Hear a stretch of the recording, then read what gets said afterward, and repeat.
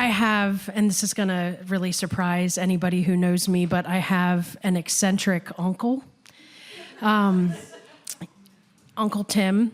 But he has, since I was born, he has called me Chrissy Bop De Bop De Bop Bam Bam Wow.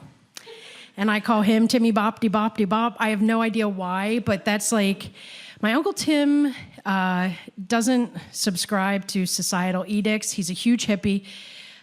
He doesn't really come out of the Hollow a lot. He lives down near Kauffman Road where we grew up, down in the Hollow, and he's a very country guy.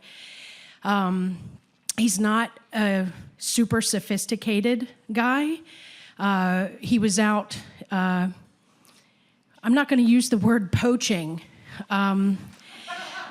He was hunting at night and accidentally shot himself in the foot and went to York Hospital. And when you do that, the cops come and they want to know exactly what happened. So, of course, my grandma calls my dad and, because my dad's the oldest. So my dad goes out to York Hospital, and finally the cop showed up and said to my uncle, tell us, what happened. And my Uncle Tim pointed to my dad and said, he shot me, right? Yeah, so that's Uncle Tim, right? He was employed most recently as a horse whisperer for York's richest and most prominent artist, a world-renowned artist. He's really good with animals, except for himself. He had a heart problem, and this was during COVID, and so they wouldn't actually do his surgery, so they fit him up with this thing. And for a guy who's all about his personal liberty and stuff, this was not hashtag freedom, but he had this automatic defibrillator thing strapped to his body, and they told him, this is a stopgap measure. This is basically to keep you going until we can get you in for surgery. We don't want you in the hospital. It's too dangerous because of COVID. So he's wearing this thing. He was out in his garden, and this thing went off, and it said, bystanders, stand back, prepare to shock or something, because it's about to, and this happened, and then he was watching television.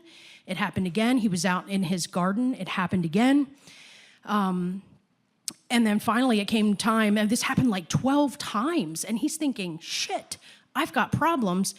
Finally comes time to go into WellSpan to have his surgery, and he was like, thank God, because this shit has been going off all the time. My wife and I are very concerned. They said, Mr. Kauffman, this hasn't gone off once. It was malfunctioning. It never shocked him. But he never called the man to tell them that there was a problem, because that's what you do down home. You just let yourself think that you're dying 12 times. So he met one being in his life who enjoyed freedom more than him, and that was a deer, which I think was named Minnie. Minnie had a problem, and so Uncle Tim decided that he was going to bring Minnie home.